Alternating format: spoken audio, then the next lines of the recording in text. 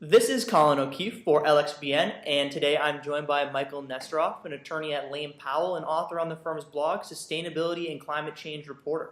Today we'll be discussing California's decision to adopt a groundbreaking set of cap-and-trade rules. Mike, can you talk a little bit about how cap-and-trade became a reality for California?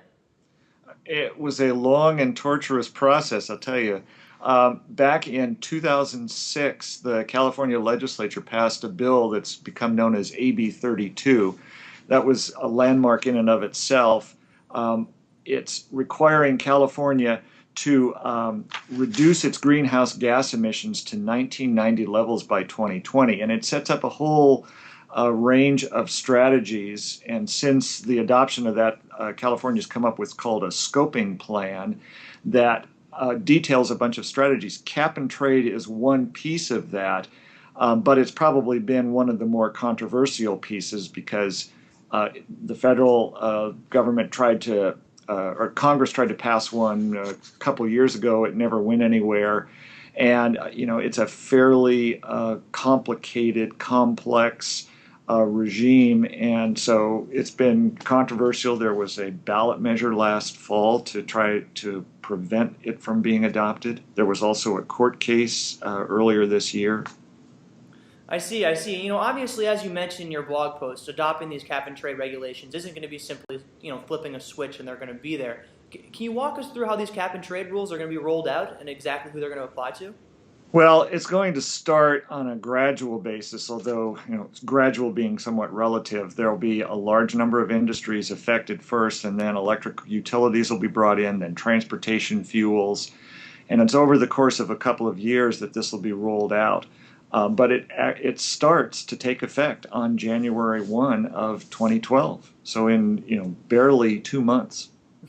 Very soon, very soon. Companies are going to have to start, getting a feel for how they're going to tackle this. And lastly, what's next for cap and trade? California is the 8th largest economy in the world. Sometimes you'll say as California goes, so goes the rest of the nation. Are we going to see the rest of the country start to adopt rules like this? Probably not. Right now, California is part of what's called the Western Climate Initiative, which is a largely regional group of states in the West, but also includes Canada and some provinces you wouldn't consider as Western, like Ontario and Quebec. They're all part of the Western Climate Initiative, and the Western Climate Initiative is intending to adopt a cap-and-trade program.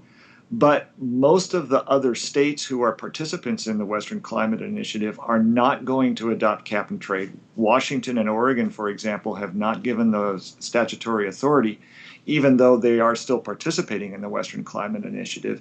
And you've had other states like Arizona and Utah say they're just not even going to do it at all. What we're looking at, though, is that likely 3 of the Canadian provinces, Ontario, Quebec, and British Columbia, will be adopting some form of cap and trade, and they've already taken some steps to do that. But as far as the rest of the country goes, probably not. The closest thing we have is what's called the Regional Greenhouse Gas Initiative, which covers northeastern states, but that just applies to electric generation.